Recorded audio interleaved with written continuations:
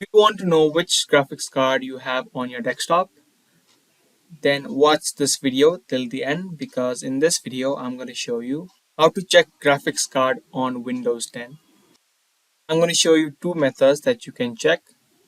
So let's get straight into the first method. The first way is click on the Start menu and then head over to the settings. Here you can again click on System. Now, if you scroll down a bit, you could see an option for Advanced Display Setting. Click on it and again click on Display Adapter Properties. Now after you click that, a menu will pop up.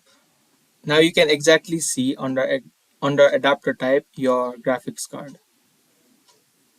Mine has the Intel. This is the default graphics card which comes with the laptop. If you have additional graphics card, it will also show below this. So that's the first way of checking it.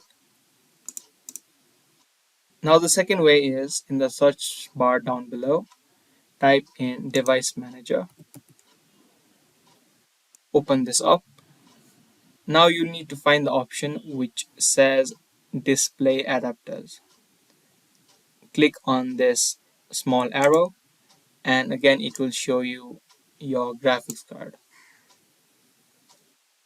So those are the two ways that you can check graphics card on your Windows 10.